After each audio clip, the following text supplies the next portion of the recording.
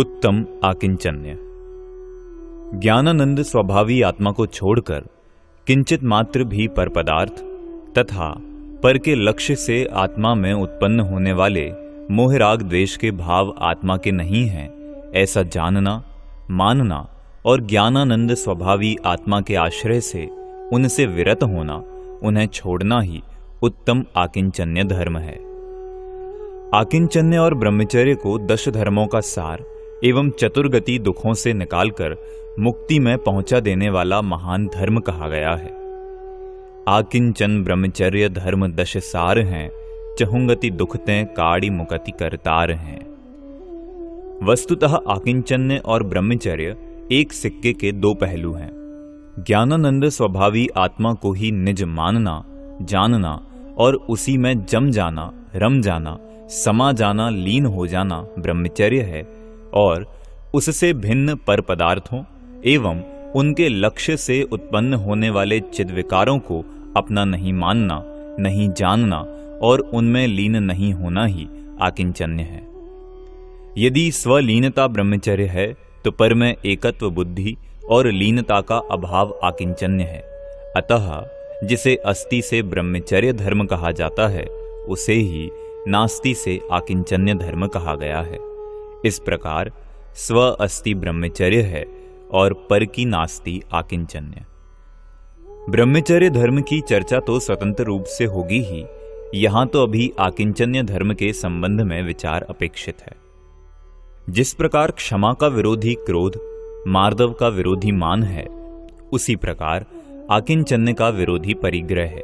अर्थात आकिंचन्य के अभाव को परिग्रह अथवा परिग्रह के अभाव को आकिंचन्य धर्म कहा जाता है। अतः आकिंचन्य का दूसरा नाम अपरिग्रह भी हो सकता है। जिस परिग्रह के त्याग से आकिंचन्य धर्म प्रकट होता है, पहले उस परिग्रह को समझना आवश्यक है। परिग्रह 2 प्रकार का होता है, आभ्यंतर और बाह्य। आत्मा में उत्पन्न होने वाले मोह राग द्वेषादि भाव रूप आभ्यंतर परिग्रह को निश्चय परिग्रह और बाह्य परिग्रह को व्यवहार परिग्रह भी कहा जाता है। जैसा कि धवल में कहा है, व्यवहार नयम पडुच्च खेत्तादि गंथो अभ्यंतर गंथ कारणत्तादो एदस्य परिहरणम निगम थत्तम निच्छयनयम पडुच्च मिच्छत्तादि गंथो कम्म बंध कारणत्तादो तेसिम परिच्चागो निगम थत्तम। व्यवहार नय की अपेक्षा से क्षेत्रादिक ग्रंथ हैं, क्योंकि वे आभ्यंतर ग्रंथ के कारण हैं। इनका त्याग करना निर्ग्रंथता है। निश्चय नय की अपेक्षा से मिथ्यात्वादी ग्रंथ हैं, क्योंकि वे कर्म बंध के कारण हैं और उनका त्याग करना निर्ग्रंथता है। इस प्रकार निर्ग्रंथता अर्थात आकिंचन्य धर्म के लिए आभ्यंतर और बाह्य दोनों प्रकार के परिग्रह का अभाव अर्थात त्याग आवश्यक है। यही निश्चय व्यवहार की संधि भी है। आभ्यंतर परिग्रह 14 प्रकार के होते हैं: मिथ्यात्व, क्रोध, मान, माया, लोभ, हास्य, रति, अरति, शोक, भय, जुगुप्सा, स्त्रीवेद, पुरुषवेद और नपुंसकवेद। बाह्य परिग्रह 10 प्रकार के होते हैं: क्षेत्र, वास्तु, धन, धान्य, द्विपद, चतुष्पद, यान, शय्यासन, कुप्य, भांड। इस प्रकार परिग्रह कुल 24 प्रकार के माने गए हैं। कहा भी है, परिग्रह 24 भेद त्याग करें मुनिराज जी। उक्त 24 प्रकार के परिग्रह के त्यागी मुनिराज उत्तम आकिंचन्य धर्म के धारी होते हैं। जब भी परिग्रह या परिग्रह त्याग की चर्चा चलती है, हमारा ध्यान बाह्य परिग्रह की ओर ही जाता है। मिथ्यात्व, क्रोध, मान, माया, लोभादि भी परिग्रह हैं, इस ओर कोई ध्यान ही नहीं देता। क्रोध, मान, माया, लोभ की जब भी बात आएगी तो कहा जाएगा कि ये तो कषाय हैं, पर कषायों का भी परिग्रह होता है, यह विचार नहीं आता। जब जगत क्रोध मानादि कषायों को भी परिग्रह मानने को तैयार नहीं, तो फिर हास्यादि कषायों को कौन परिग्रह माने? 5 पापों में परिग्रह एक पाप है और हास्यादि कषाएं परिग्रह के भेद हैं। पर जब हम हंसते हैं, शोक संतप्त होते हैं, तो क्या यह समझते हैं कि हम कोई पाप कर रहे हैं या इनके कारण हम परिग्रही हैं? बहुत से परिग्रह त्यागियों को कहीं भी खिलखिलाकर हंसते, हड़बड़ाकर डरते देखा जा सकता है। क्या वे यह अनुभव करते हैं कि यह सब परिग्रह है? जयपुर में लोग भगवान की मूर्तियां लेने आते हैं और मुझसे कहते हैं कि हमें तो बहुत सुंदर मूर्ति चाहिए, एकदम हंसमुख। मैं उन्हें समझाता हूं कि भाई, भगवान की मूर्ति हंसमुख नहीं होती। हास्य तो कषाय है, परिग्रह है, और भगवान तो अकषाई, अपरिग्रही हैं। उनकी मूर्ति हंसमुख कैसे हो सकती है? भगवान की मूर्ति की मुद्रा तो वीतरागी शांत होती है। कहा भी है, जय परम शांत मुद्रा समेत, भविजन को निज अनुभूति हेत। छवि वीतरागी नग्न मुद्रा, दृष्टि नासा पर धरें। यह भी बहुत कम लोग जानते हैं कि सब पापों का बाप लोभ भी एक परिग्रह है। शब्दों में जानते भी हों तो यह अनुभव नहीं करते कि लोभ भी एक परिग्रह है। अन्यथा यश के लोभ में दौड़ धूप करते तथा कथित परिग्रह त्यागी दिखाई नहीं देते। घोर पापों की जड़ मिथ्यात्व भी एक परिग्रह है। एक नहीं, नंबर 1 का परिग्रह है, जिसके छूटे बिना अन्य परिग्रह छूट ही नहीं सकते। इस ओर भी कितनों का ध्यान है। होता तो मिथ्यात्व का अभाव किए बिना ही अपरिग्रही बनने के यत्न नहीं किए जाते। परिग्रह सबसे बड़ा पाप है और आकिंचन्य सबसे बड़ा धर्म। जगत में जितनी भी हिंसा, झूठ, चोरी, कुशील प्रवृत्तियां देखी जाती हैं, उन सब के मूल में परिग्रह है। जब मोहराग द्वेष आदि विकारी भाव परिग्रह हैं, तो फिर कौन सा पाप बच जाता है जो परिग्रह की सीमा में ना आता हो? मोहराग द्वेष भावों की उत्पत्ति का नाम ही हिंसा है। कहा भी है, अपरा दुर्भावः खलु रागादीनां भवत्य हिंसेति, तेषामेवोत्पत्तिर हिंसेति जिनागमस्य संक्षेपः। राग द्वेष मोह आदि विकारी भावों की उत्पत्ति ही हिंसा है और उन भावों का उत्पन्न नहीं होना ही अहिंसा है। झूठ, चोरी, कुशील में भी राग द्वेष मोह ही काम करते हैं। अतः राग द्वेष मोहमय होने से परिग्रह सबसे बड़ा पाप है। क्षमा तो क्रोध के अभाव का नाम है। इसी प्रकार मार्दव मान के, आर्जव माया के तथा शौच लोभ के अभाव का नाम है। पर आकिंचन्य धर्म क्रोध, मान, माया, लोभ, हास्य, रति, अरति, शोक, भय, जुगुप्सा, स्त्रीवेद, पुरुषवेद, नपुंसकवेद सभी कषायों के अभाव का नाम है। अतः आकिंचन्य सबसे बड़ा धर्म है। आज तो बाह्य परिग्रह में भी मात्र रुपए पैसे को ही परिग्रह माना जाता है। धन धान्यादि की ओर किसी का ध्यान भी नहीं जाता। किसी भी परिग्रह परिमाणधारी अणुव्रति से पूछिए कि आपका परिग्रह का परिमाण क्या है, तो तत्काल रुपयों पैसों में उत्तर देंगे। कहेंगे कि 10,000 या 20,000, और यह पूछेंगे तो कहेंगे और क्या। मैं जानना चाहता हूं कि क्या रुपया पैसा ही परिग्रह है, अन्य पदार्थ परिग्रह नहीं? धन धान्य, क्षेत्र वास्तु, स्त्री पुत्रादि बाह्य परिग्रहों की भी कोई बात नहीं करता, तो फिर क्रोध मानादि अंतरंग परिग्रहों की कौन पूछता है? जब एक परिग्रह परिमाणधारी से पूछा गया कि परिग्रह तो 24 होते हैं, आपने तो 24 ही का परिमाण किया होगा, तब वे आश्चर्यचकित से बोले, नहीं, हमने तो सिर्फ रुपयों का ही परिमाण किया है। आप बताओ तो 24 का कर लेंगे। मैंने कहा, सो तो ठीक है, पर आपने कभी विचार भी किया है कि 24 परिग्रहों का परिमाण हो भी सकता है या नहीं? तब वे तत्काल कहने लगे, क्यों नहीं हो सकता, सब हो सकता है। दुनिया में ऐसा कौन सा काम है जो आदमी से ना हो सके? आदमी चाहे तो सब कुछ कर सकता है। मैंने कहा, ठीक है, आपको 24 परिग्रहों के नाम तो आते ही होंगे। पहला परिग्रह मिथ्यात्व है, उसका परिमाण हो सकता है क्या? यदि हां, तो फिर कितना मिथ्यात्व रखना और कितना छोड़ना? क्या मिथ्यात्व भी कुछ रखा और कुछ छोड़ा जा सकता है? वे भौचक्के से देखते रहे, क्योंकि मिथ्यात्व भी एक परिग्रह है, यह उन्होंने आज ही सुना था। अस्तु, मैंने अपनी बात को आगे बढ़ाते हुए कहा, भाई, मिथ्यात्व के पूर्णतः छूटे बिना तो व्रत होते ही नहीं। अतः परिग्रह परिमाण व्रत लेने वाले के मिथ्यात्व है ही कहां जो उसका परिमाण किया जाए। इसी प्रकार क्रोध, मान, माया, लोभादि विकारी भाव रूप अंतरंग परिग्रहों का भी परिमाण कैसे और कितना किया जाए, इसका भी विचार किया कभी? चौथे गुणस्थान की अपेक्षा पंचम गुणस्थान में आत्मा का अधिक व उग्र आश्रय होने से अनंतानुबंधी एवं अप्रत्याख्यानावरण क्रोधादि का अभाव हो जाता है तथा किंचित कमजोरी के कारण प्रत्याख्यानावरण एवं संज्वलन क्रोधादि का सद्भाव बना रहता है। तदनुसार धन धान्यादि बाह्य परिग्रह की सीमा बुद्धिपूर्वक की जाती है। इस संपूर्ण प्रक्रिया का नाम ही परिग्रह परिमाण व्रत है। जन सामान्य को इन 24 परिग्रहों की तो खबर नहीं, रुपए पैसे को ही अपनी कल्पना से परिग्रह मानकर उसकी ही उल्टी सीधी मर्यादा करके अपने को परिग्रह परिमाण व्रती मान लेते हैं।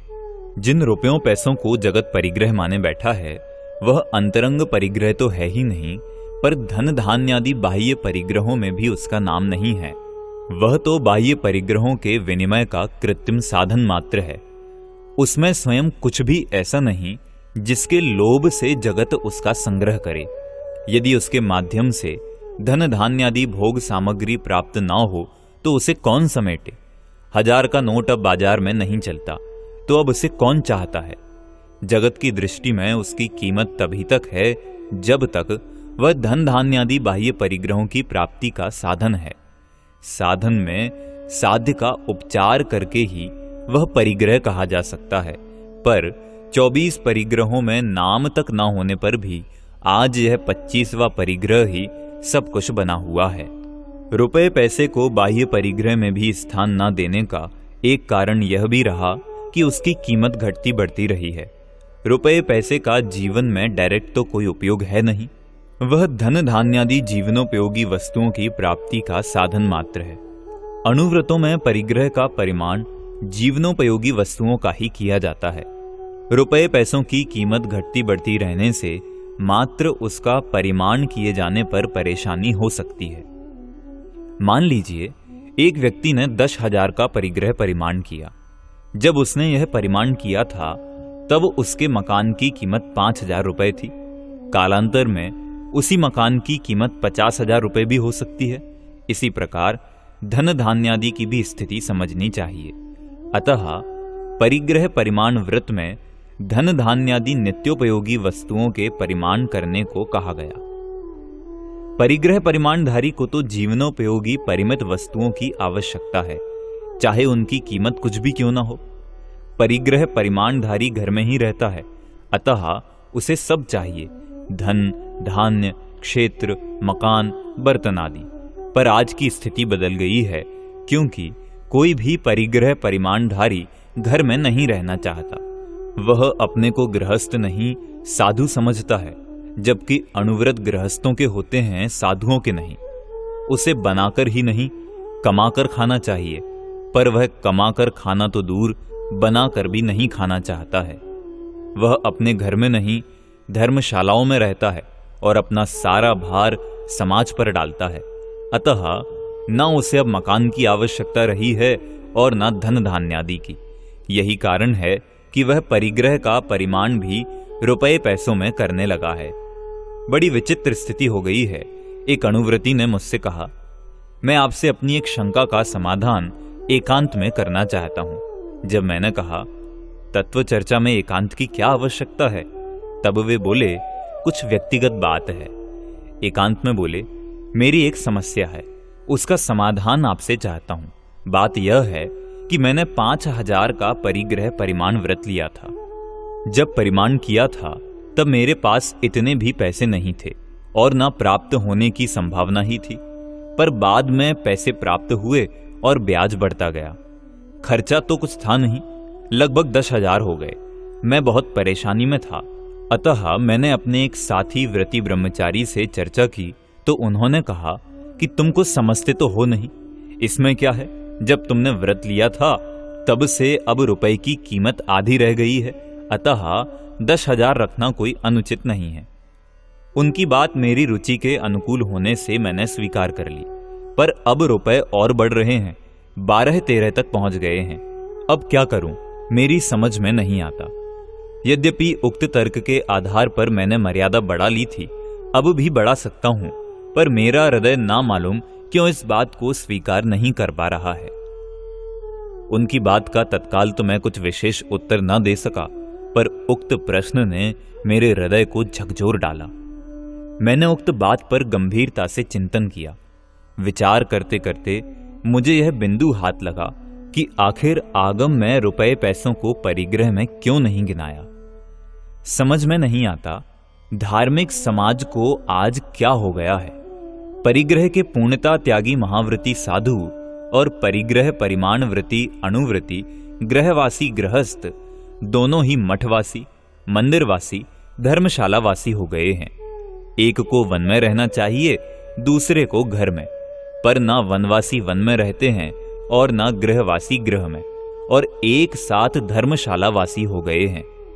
आहार देने वाले अणुव्रती गृहस्थ भी आज आहार लेने लगे हैं, अन्यथा जिन्होंने अपनी कमाई के साधन सीमित कर लिए उनके भी संपत्ति बढ़ते जाने का प्रश्न ही कहां उठता है। व्रतियों को महाव्रतियों का भार उठाना था, पर उन्होंने तो अपना भार अव्रतियों पर डाल दिया है। यही कारण है कि महाव्रतियों को अनुद्दिष्ट आहार मिलना बंद हो गया है, क्योंकि अव्रती तो उतना शुद्ध भोजन करते ही नहीं कि ये मुनिराज के उद्देश्य के बिना बनाए ही उन्हें आहार दे सकें। व्रती अवश्य ऐसा भोजन करते हैं कि वे अपने लिए बनाए गए भोजन को मुनिराजों को दे सकते हैं, पर वे तो लेने वाले हो गए।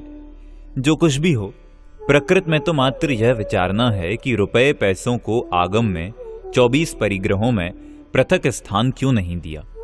वैसे वह धन में आ ही जाता है। यदि रुपए पैसे को ही परिग्रह माने तो फिर देवों, नारकियों और तिर्यंचों में तो परिग्रह होगा ही नहीं, क्योंकि उनके पास तो रुपया पैसा देखने में ही नहीं आता। उनमें तो मुद्रा का व्यवहार ही नहीं है, उन्हें इस व्यवहार का कोई प्रयोजन भी नहीं है, पर उनके परिग्रह का त्याग तो नहीं है। इसी प्रकार धन धान्यादि बाह्य परिग्रहों को ही परिग्रह माने तो फिर पशुओं को अपरिग्रही मानना होगा, क्योंकि उनके पास बाह्य परिग्रह देखने में नहीं आता। धन धान्य मकान आदि संग्रह का व्यवहार तो मुख्यतः मनुष्य व्यवहार है। मनुष्यों में भी पुण्य का योग न होने पर धन धान्य आदि बाह्य परिग्रह कम देखा जाता है, तो क्या वे परिग्रह त्यागी हो गए? नहीं, कदापि नहीं। जब आत्मा के धर्म और अधर्म की चर्चा चलती है तो उनकी परिभाषाएं ऐसी होनी चाहिए कि वे सभी आत्माओं पर समान रूप से घटित हों। यही कारण है कि आचार्यों ने अंतरंग परिग्रह के त्याग पर विशेष बल दिया है। कार्तिक्यानुप्रेक्षा में कहा है, बाहिर गंथ विहीणा दलित मणुवा सहावदो होंती अभ्यंतर गंथम पुण न सक दे को विछंडे दुम। बाह्य परिग्रह से रहित दरिद्री मनुष्य तो स्वभाव से ही होते हैं, किंतु अंतरंग परिग्रह को छोड़ने में कोई भी समर्थ नहीं होता। अष्टपाहुड़ के भाव पाहुड़ में सर्वश्रेष्ठ दिगंबराचार्य कुंद कुंद लिखते हैं, भाव विशुद्धि निमित्तम बाहिर गंथस्य कीरये चाओ बाहिर चाओ विहलो अभ्यंतर गंथ जुत्तस्य। बाह्य परिग्रह का त्याग भावों की विशुद्धि के लिए किया जाता है, परंतु रागादि भाव रूप अभ्यंतर परिग्रह के त्याग बिना बाह्य परिग्रह का त्याग निष्फल है। बाह्य परिग्रह त्याग देने पर भी यह आवश्यक नहीं कि अंतरंग परिग्रह भी छूट ही जाएगा। यह भी हो सकता है कि बाह्य में तिल तुष मात्र भी परिग्रह ना दिखाई दे, परंतु अंतरंग में 14 परिग्रह विद्यमान हो। द्रव्यलिंगी मिथ्या दृष्टि मुनियों के यही तो होता है। प्रथम गुण स्थान में होने से उनमें मिथ्यात्वादी सभी अंतरंग परिग्रह पाए जाते हैं, पर बाह्य में वे नग्न दिगंबर होते हैं। भगवती आराधना में स्पष्ट लिखा है, अभ्यंतर सोधीये गंथे नियमेण बाहिरे चयदि अभ्यंतर मैलो चेव बाहिरे गेन्नदिहु गंथे। अभ्यंतर सोधीये बाहिर सोधी विहोदि नियमेण अभ्यंतर दोषेणहु कुणदि नरो बाहिरे दोषे। अंतरंग शुद्धि होने पर बाह्य परिग्रह का नियम से त्याग होता है। अभ्यंतर अशुद्ध परिणामों से ही वचन और शरीर से दोषों की उत्पत्ति होती है। अंतरंग शुद्धि होने से बहिरंग शुद्धि भी नियम से होती है। यदि अंतरंग परिणाम मलिन होंगे तो मनुष्य शरीर और वचनों से भी दोष उत्पन्न करेगा। वस्तुतः बात तो यह है कि धन धान्यादि स्वयं में कोई परिग्रह नहीं है, बल्कि उनके ग्रहण का भाव, संग्रह का भाव परिग्रह है। जब तक पर पदार्थों के ग्रहण या संग्रह का भाव न हो तो मात्र पर पदार्थों की उपस्थिति से परिग्रह नहीं होता। अन्यथा तीर्थंकरों के 13वें गुणस्थान में होने पर भी देह व समोशरण आदि विभूतियों का परिग्रह मानना होगा, जबकि अंतरंग परिग्रहों का सद्भाव 10वें गुणस्थान तक ही होता है। सभी बातों का ध्यान रखते हुए जिनागम में परिग्रह की परिभाषा इस प्रकार दी गई है। मूर्छा परिग्रह, मूर्छा परिग्रह है। मूर्छा की परिभाषा आचार्य अमृतचंद्र इस प्रकार करते हैं। मूर्छा तु ममत्व परिणामः, ममत्व परिणाम ही मूर्छा है। प्रवचन सार की तात्पर्य वृत्ति टीका में आचार्य जयसेन ने लिखा है, मूर्छा परिग्रह इति सूत्रे यथाध्यात्मानुसारेण मूर्छा रूप रागादि परिणामानुसारेण परिग्रहो भवति, न च बहिरंग परिग्रहानुसारेण। मूर्छा परिग्रह है। इस सूत्र में यह कहा गया है कि अंतरंग इच्छा रूप रागादि परिणामों के अनुसार परिग्रह होता है, बहिरंग परिग्रह के अनुसार नहीं। आचार्य पूज्यपाद तत्वार्थ सूत्र की टीका सर्वार्थ सिद्धि में लिखते हैं, ममेदम बुद्धि लक्षणः परिग्रह, यह वस्तु मेरी है, इस प्रकार का संकल्प रखना परिग्रह है। परिग्रह की उपर्युक्त परिभाषा और स्पष्टीकरणों से पर पदार्थ स्वयं में कोई परिग्रह नहीं है, यह स्पष्ट हो जाता है। पर पदार्थों के प्रति जो हमारा ममत्व है, राग है, वास्तव में तो वही परिग्रह है। जब पर पदार्थों के प्रति ममत्व छूटता है तो तदनुसार बाह्य परिग्रह भी नियम से छूटता ही है, किंतु बाह्य परिग्रह के छूटने से ममत्व के छूटने का नियम नहीं है, क्योंकि पुण्य के अभाव और पाप के उदय में पर पदार्थ तो अपने आप ही छूट जाते हैं, पर ममत्व नहीं छूटता, बल्कि कभी कभी तो और अधिक बढ़ने लगता है। पर पदार्थ के छूटने से कोई अपरिग्रही नहीं होता, बल्कि उसके रखने का भाव, उसके प्रति एकत्व बुद्धि या ममत्व परिणाम छोड़ने से परिग्रह छूटता है। आत्मा अपरिग्रही अर्थात आकिंचन्य धर्म का धनी बनता है। शरीर आदि पर पदार्थों और रागादि चिद विकारों में एकत्व बुद्धि, अहम बुद्धि ही मिथ्यात्व नामक प्रथम अंतरंग परिग्रह है। जब तक यह नहीं छूटता तब तक अन्य परिग्रहों के छूटने का प्रश्न ही नहीं उठता, पर इस मुग्ध जगत का इस ओर ध्यान ही नहीं है। सारी दुनिया परिग्रह की चिंता में ही दिन रात एक कर रही है, मर रही है। कुछ लोग पर पदार्थों को जोड़ने में मग्न हैं, तो कुछ लोगों को धर्म के नाम पर उन्हें छोड़ने की धुन सवार है। यह कोई नहीं सोचता कि वे मेरे हैं ही नहीं, मेरे जोड़ने से जुड़ते नहीं और ऊपर ऊपर से छोड़ने से छूटते भी नहीं। उनकी परिणति उनके अनुसार हो रही है, उसमें हमारे किए कुछ नहीं होता। यह आत्मा तो मात्र उन्हें जोड़ने या छोड़ने का विकल्प करता है, तदनुसार पाप पुण्य का बंध भी करता रहता है। पुण्य के उदय में अनुकूल पर पदार्थों का बिना मिलाए भी सहज संयोग होता है। इसी प्रकार पाप के उदय में प्रतिकूल पर पदार्थों का संयोग होता रहता है। यद्यपि इसमें इसका कुछ भी वश नहीं चलता, तथापि मिथ्यात्व और राग के कारण यह अज्ञानी जगत अनुकूल प्रतिकूल संयोगों वियोगों में अहम बुद्धि कर्तृत्व बुद्धि किया करता है। यही अहम बुद्धि, कर्तृत्व बुद्धि, ममत्व बुद्धि मिथ्यात्व नामक सबसे खतरनाक परिग्रह है। सबसे पहले इसे छोड़ना जरूरी है। जिस प्रकार वृक्ष के पत्तों के सींचने से पत्ते नहीं पनपते, वरन जड़ को सींचने से पत्ते पनपते हैं, उसी प्रकार समस्त अंतरंग बहिरंग परिग्रह मिथ्यात्व रूपी जड़ से पनपते हैं। यदि हम चाहते हैं कि पत्ते सूख जावें तो पत्तों को तोड़ने से कुछ नहीं होगा, नवीन पत्ते निकल आवेंगे। पर यदि जड़ ही काट दी जावे तो फिर समय पाकर पत्ते आपों आप सूख जाएंगे। उसी प्रकार मिथ्यात्व रूपी जड़ को काट देने पर बाकी के परिग्रह समय पाकर स्वतः छूटने लगेंगे। जब यह बात कही जाती है तो कुछ लोग कहते हैं कि बस पर को अपना मानना नहीं है, छोड़ना तो कुछ है नहीं। यदि कुछ छोड़ना नहीं है तो फिर परिग्रह छूटेगा कैसे? अरे भाई, छोड़ना क्यों नहीं है? पर को अपना मानना छोड़ना है।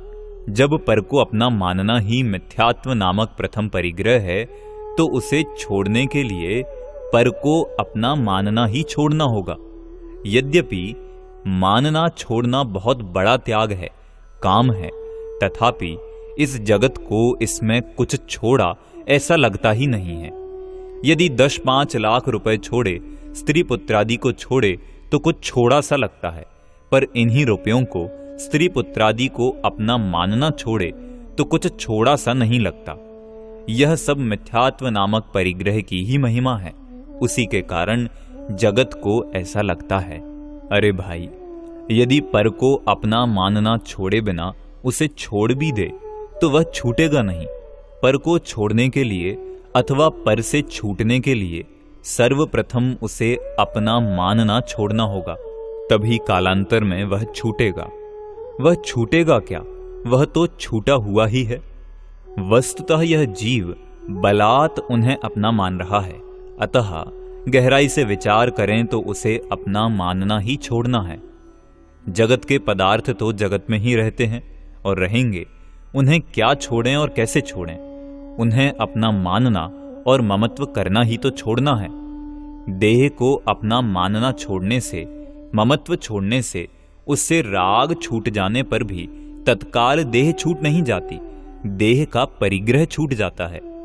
देह तो समय पर अपने आप छूटती है, पर देह में एकत्व और रागादि त्यागी को फिर दोबारा देह धारण नहीं करनी पड़ती। और जो लोग इससे एकत्व और राग नहीं छोड़ते हैं, उन्हें बार बार देह धारण करनी पड़ती है। यहां कोई कहे कि जिस प्रकार देह को नहीं, देह को अपना मानना छोड़ना है, देह से राग छोड़ना है, देह तो समय पर अपने आप छूट जावेगी, उसी प्रकार हम मकान तो 10-10 रखें पर उनसे ममत्व नहीं रखें तो क्या मकान का परिग्रह नहीं होगा? यदि हां, तो फिर हम मकान तो खूब रखेंगे, बस उनसे ममत्व नहीं रखेंगे। उनसे कहते हैं कि भाई जरा विचार तो करो, यदि तुम मकान से ममत्व नहीं रखोगे तो मिथ्यात्व नामक अंतरंग परिग्रह छूटेगा, मकान नामक बहिरंग परिग्रह नहीं। क्योंकि मकान आदि रूप बाह्य परिग्रह तो प्रत्याख्यानावरण संबंधी राग रूप अंतरंग परिग्रह के छूटने पर छूटता है, एवं अप्रत्याख्यानावरण संबंधी राग रूप अंतरंग परिग्रह के छूटने पर मकान आदि बाह्य परिग्रह परिमित होते हैं। इस प्रकार उसे अपना मानना छोड़ने मात्र से बाह्य परिग्रह नहीं छूटता, अपितु तत्संबंधी राग छूटने से छूटता है। देह और मकान की स्थिति में अंतर है। देह से राग छूट जाने पर भी देह नहीं छूटती, पर मकान से राग छूट जाने पर मकान अवश्य ही छूट जाता है। पूर्ण वीतरागी सर्वज्ञ भी 13वें 14वें गुणस्थान में सदेह होते हैं, पर मकान आदि बाह्य पदार्थों का संयोग 6वें 7वें गुणस्थान में भी नहीं होता। जैन दर्शन का अपरिग्रह सिद्धांत समझने के लिए गहराई में जाना होगा। ऊपर ऊपर से विचार करने से काम नहीं चलेगा। निश्चय से तो मकान आदि छूटे ही हैं। अज्ञानी जीव ने उन्हें अपना मान रखा है, वे उसके हुए ही कब हैं? यह अज्ञानी जीव अपने अज्ञान के कारण स्वयं को उनका स्वामी मानता है, पर उन्होंने इसके स्वामित्व को स्वीकार ही कहां किया? उन्होंने इसे अपना स्वामी कब माना? यह जीव बड़े अभिमान से कहता है कि मैंने यह मकान 25,000 में निकाल दिया, पर विचार तो करो कि इसने मकान को निकाला है या मकान ने इसे? मकान तो अभी भी अपने स्थान पर ही खड़ा है, स्थान तो इसी ने बदला है। मकान आदि पर पदार्थों को अपना मानना मिथ्यात्व नामक अंतरंग परिग्रह है और उनसे राग द्वेषादि करना क्रोधादि रूप अंतरंग परिग्रह है। मकान आदि बहिरंग परिग्रह हैं। पर पदार्थों को मात्र अपना मानना छोड़ने से बहिरंग परिग्रह नहीं छूटता, अपितु उन्हें अपना मानने के साथ उनसे रागादि छोड़ने से छूटता है। पर इसी परिग्रही वणिक समाज ने अपरिग्रही जिन धर्म में भी रास्ते निकाल लिए हैं। जिस प्रकार समस्त धन का मालिक एवं नियामक स्वयं होने पर भी राज्य के नियमों से बचने के लिए आज इसके द्वारा अनेक रास्ते निकाल लिए गए हैं। दूसरे व्यक्ति के नाम संपत्ति बताना, नकली संस्थाएं खड़ी कर लेना आदि। उसी प्रकार धर्म क्षेत्र में भी यह सब दिखाई दे रहा है। शरीर पर तंतु भी न रखने वाले नग्न दिगंबरों को जब अनेक संस्थाओं, मंदिरों, मठों, बसों आदि का रुचि पूर्वक सक्रिय संचालन करते देखते हैं तो शर्म से माथा झुक जाता है। जब साक्षात देखते हैं कि उनकी मर्जी के बिना बस एक कदम भी नहीं चल सकती, तब कैसे समझ में आवे कि इससे उनका कोई संबंध नहीं है। लौट फिरकर बात वहीं आ जाती है कि अंतरंग परिग्रह त्यागे बिना यदि बाह्य परिग्रह छोड़ा जाएगा तो यही सब कुछ होगा, क्योंकि अंतरंग परिग्रह के त्याग के बिना बहिरंग परिग्रह का भी वास्तविक त्याग नहीं हो सकता। फिर भी शास्त्रों में नववे ग्रैव्यक तक जाने वाले जिन द्रव्यलिंगी मिथ्या दृष्टि मुनिराजों की चर्चा है, उनके तो तिल तुष्मात्र बाह्य परिग्रह और उससे लगाव देखने में नहीं आता। अंतर्दृष्टि बिना उनके द्रव्य लिंगत्व का पता लगाना असंभव सा ही है। मिथ्यात्वादी अंतरंग परिग्रह के त्याग पर बल देने का आशय यह नहीं है कि बहिरंग परिग्रह के त्याग की कोई आवश्यकता नहीं है या उसका कोई महत्व नहीं है। अंतरंग परिग्रह के त्याग के साथ साथ बहिरंग परिग्रह का त्याग भी नियम से होता है। उसकी भी अपनी उपयोगिता है, महत्व भी है, पर यह जगत बाह्य में ही इतना उलझा रहता है कि उसे अंतरंग की कोई खबर ही नहीं रहती। इस कारण यह अंतरंग परिग्रह की ओर विशेष ध्यान आकर्षित किया है। जिसके भूमिकानुसार बाह्य परिग्रह का त्याग नहीं है, उसके अंतरंग परिग्रह के त्याग की बात भी कोरी कल्पना है। यदि कोई कहे कि हमने तो अंतरंग परिग्रह का त्याग कर दिया है, अब बहिरंग बना रहे तो क्या, तो उसका यह कहना एक प्रकार से छल है, क्योंकि अंतरंग में राग के त्याग होने पर तदनुसार बाह्य परिग्रह के संयोग का त्याग भी अनिवार्य है। यह नहीं हो सकता कि अंतरंग में मिथ्यात्व, अनंतानुबंधी, अप्रत्याख्यान और प्रत्याख्यान, क्रोध, मान, माया, लोभ का अभाव हो जावे और बाहर में नग्न दिगंबर दशा ना हो। उक्त अंतरंग परिग्रहों के अभाव में बाह्य में सर्व परिग्रह के त्याग रूप नग्न दिगंबर दशा होगी ही। आकिंचन्य धर्म का धारी अकिंचन्य बनने के लिए सबसे प्रथम आकिंचन्य धर्म का वास्तविक स्वरूप जानना होगा, मानना होगा। समस्त पर पदार्थों से भिन्न निजात्मा का अनुभव करना होगा। तत्पश्चात अंतरंग परिग्रह रूप कषायों के अभाव पूर्वक तदनुसार बाह्य परिग्रह का भी बुद्धि पूर्वक, विकल्प पूर्वक त्याग करना होगा। यद्यपि यहां आकिंचन्य धर्म का वर्णन मुनि भूमिका की अपेक्षा चल रहा है, अतः परिग्रह के पूर्ण त्याग की बात आती है। तथापि गृहस्थों को यह सोचकर कि हम तो परिग्रह के पूर्णता त्यागी हो ही नहीं सकते, आकिंचन्य धर्म धारण करने से उदासीन नहीं होना चाहिए। उन्हें भी अपनी भूमिकानुसार अंतरंग बहिरंग परिग्रह का त्याग अवश्य करना चाहिए।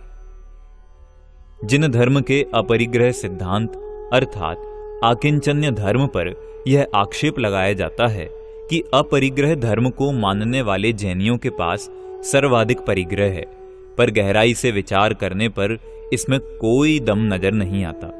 यह कहकर मैं यह नहीं कहना चाहता कि आज के जैनी अपरिग्रही हैं, पर बात यह है कि पुण्योदय से प्राप्त होने वाले संयोगों को लक्ष्य में रखकर ही यह आक्षेप लगाया जाता है। कषाय चक्र रूप अंतरंग परिग्रह को लक्ष्य में रखकर नहीं, क्योंकि कषाय चक्र रूप अंतरंग परिग्रहों में तो जैनेतर भी जैनियों से पीछे नहीं है। बाह्य विभूति भी जैनियों के पास जितनी दुनिया समझती है उतनी नहीं है। दिखावा अधिक होने से दुनिया को ऐसा लगता है, यदि है भी तो सदाचार रूप जीवन के कारण है। सप्त व्यसनादि का अभाव होने से सहज संपन्नता दिखाई देती है। जिस दिन जैन समाज से सदाचार उठ जाएगा, उस दिन उसकी भी वही दशा होगी जो व्यसनी समाज की होती है। एक बात यह भी विचारणीय है कि धर्म की दृष्टि से गृहस्थावस्था में सच्चे क्षायिक सम्यक दृष्टि जैनी चक्रवर्ती भी हो सकते हैं, हुए भी हैं। भरत चक्रवर्ती आदि के जैनत्व में शंका नहीं की जा सकती है। चक्रवर्ती से अधिक परिग्रह तो आज के जैनियों के पास हो नहीं गया है। यह कहकर मैं जैनियों को बाह्य परिग्रह जोड़ना चाहिए इस बात की पुष्टि नहीं करना चाहता, बल्कि यह कहना चाहता हूं कि जैन धर्म के अनुसार वे अपरिग्रह के सिद्धांत का कहां तक उल्लंघन कर रहे हैं, यह बात भी विचारणीय है।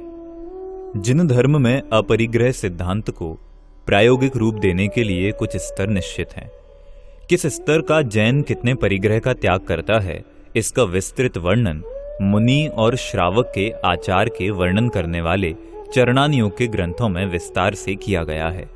तदनुसार मुनिराज के जब रंच मात्र भी बाह्य परिग्रह नहीं होता, तब अणुव्रती गृहस्थ अपने बाह्य परिग्रह को अपनी शक्ति और आवश्यकता के अनुसार सीमित कर लेता है। यद्यपि अव्रती गृहस्थ भी अन्याय से धनोपार्जन नहीं करता, तथापि उसके परिग्रह की कोई सीमा निर्धारित नहीं की गई है। उनमें चक्रवर्ती भी होते हैं। इस प्रकार जैनियों में अनेक भेद पड़ते हैं। यदि जैन मुनि एक सूत के बराबर भी परिग्रह रखे तो वह मुनि नहीं, और यदि अव्रती श्रावक 6 खंड की विभूति का भी मालिक हो तो उसके कारण उसके जैनत्व में कोई कमी नहीं आती, क्योंकि वह क्षायिक सम्यक दृष्टि भी हो सकता है। यद्यपि बाह्य विभूति और उसके रखने का भाव जैनत्व में बाधक नहीं, तथापि रंज मात्र भी परिग्रह रखने वाले को मुक्ति प्राप्त नहीं होती। अतः मुक्ति के अभिलाषी को तो समस्त परिग्रह का त्याग करना ही चाहिए। अपरिग्रह की तुलना समाजवाद से भी की जाती है। कुछ लोग तो दोनों को एक ही कहने लगे हैं, पर दोनों में मूलभूत अंतर यह है कि जहां समाजवाद का संबंध मात्र बाह्य वस्तुओं से है, उनके समान वितरण से है, वहां अपरिग्रह में कषायों का त्याग मुख्य है। यदि बाह्य परिग्रह से भी समाजवाद की तुलना करें तो भी दोनों के दृष्टिकोण में अंतर स्पष्ट दिखाई देता है। समाजवाद के दृष्टिकोण के अनुसार यदि भोग सामग्री की कमी नहीं है और वह सबको इच्छानुसार प्राप्त है, तो फिर उसके त्याग का या सीमित उपयोग का कोई प्रयोजन नहीं है। पर अपरिग्रह के दृष्टिकोण से यह बात नहीं है। भले ही सभी को असीमित भोग प्राप्त हो, फिर भी हमें अपनी इच्छाओं को सीमित करना ही चाहिए। अनाज की कमी से सप्ताह में एक दिन भोजन नहीं करना अलग बात है, और किसी भी प्रकार की कमी न होने पर भी भोजन का त्याग दूसरी बात है। समाजवादी दृष्टिकोण पूर्णतः आर्थिक है, जबकि अपरिग्रह की दृष्टि पूर्णतः आध्यात्मिक है। यदि सबके पास कार हो और तुम भी रखो तो समाजवाद को कोई ऐतराज नहीं होगा, पर अपरिग्रह कहता है तुम्हें औरों से क्या, तुम तो अपनी इच्छाओं को त्यागो अथवा सीमित करो। समाजवादी दृष्टिकोण में परिग्रह को सीमित करने की बात तो कुछ बैठ भी सकती है, पर परिग्रह त्याग की बात कैसे बैठेगी? क्या कोई समाजवादी यह भी चाहता है कि संपूर्ण परिग्रह त्याग दिया जाए और सभी नग्न दिगंबर हो जाएं? नहीं, कदापि नहीं। पर अपरिग्रह तो पूर्णतः त्याग का ही नाम है। सीमित परिग्रह रखने को परिग्रह परिमाण कहा जाता है, अपरिग्रह नहीं। यहां जिस आकिंचन्य धर्म रूप अपरिग्रह की बात चल रही है, वह तो नग्न दिगंबर मुनिराजों के ही होता है। यदि सबके पास मोटर कार हो जाएगी तो क्या नग्न दिगंबर मुनिराज को मोटर कार में बैठने पर आपत्ति नहीं होगी? यदि समाजवाद ही अपरिग्रह है तो फिर मुनिराज को भी कार रखने में कोई आपत्ति नहीं होनी चाहिए, अथवा रेल, मोटर, बस आदि जो सवारी जनसाधारण को आज भी उपलब्ध हैं, उनमें भी अपरिग्रही मुनिराज क्यों नहीं बैठते हैं? इससे स्पष्ट है कि समाजवाद से अपरिग्रह का दृष्टिकोण एकदम भिन्न है। अपरिग्रह का उत्कृष्ट रूप नग्न दिगंबर दशा है, जो कि समाजवाद का आदर्श कभी नहीं हो सकता। समाजवाद की समस्या भोग सामग्री के समान वितरण की है और अपरिग्रह का अंतिम उद्देश्य भोग सामग्री और भोग के भाव का भी पूर्णतः त्याग है। यहां समाजवाद के विरोध या समर्थन की बात नहीं की जा रही है, अपितु अपरिग्रह और समाजवाद के दृष्टिकोण में मूलभूत अंतर क्या है यह स्पष्ट किया जा रहा है। समाजवाद में क्रोधादि रूप अंतरंग परिग्रह और धन धान्यादि बाह्य परिग्रह के पूर्णता त्याग के लिए भी कोई स्थान नहीं है, जबकि अपरिग्रह में उक्त दोनों बातें ही मुख्य हैं। अतः यह निश्चिंत होकर कहा जा सकता है कि समाजवाद को ही अपरिग्रह कहने वाले समाजवाद का सही स्वरूप समझते हों या नहीं, पर अपरिग्रह का स्वरूप उनकी दृष्टि में निश्चित रूप से नहीं है। यद्यपि परिग्रह सबसे बड़ा पाप है, जैसा कि पहले सिद्ध किया जा चुका है, तथापि जगत में जिसके पास अधिक बाह्य परिग्रह देखने में आता है उसे पुण्यात्मा कहा जाता है। शास्त्रों में भी कहीं कहीं उसे पुण्यात्मा कह दिया गया है। भाग्यशाली तो उसे सारी दुनिया कहती ही है। हिंसक को कोई पुण्यात्मा नहीं कहता। असत्यवादी और चोर भी पापी ही कहे जाते हैं। इसी प्रकार व्यभिचारी भी जगत की दृष्टि में पापी ही गिना जाता है। जब उक्त चारों पापों के कर्ता पापी माने जाते हैं, तब न जाने परिग्रही को पुण्यात्मा भाग्यशाली क्यों कहा जाता है। कुछ लोग तो उन्हें धर्मात्मा तक कह देते हैं। धर्मात्मा ही क्यों, न जाने क्या क्या कह देते हैं। तभी तो भर्तृहरि को लिखना पड़ा, यस्यास्ति वित्तम स नरः कुलीनः सह पंडितः स श्रुतवान गुणज्ञः स एव वक्ता सच दर्शनीयः सर्वे गुणाः कांचनम आश्रयन्ति।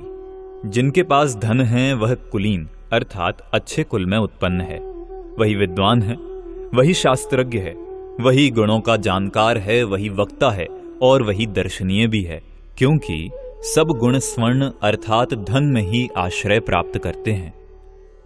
तो क्या परिग्रही को पुण्यात्मा अकारण कहा जाता है?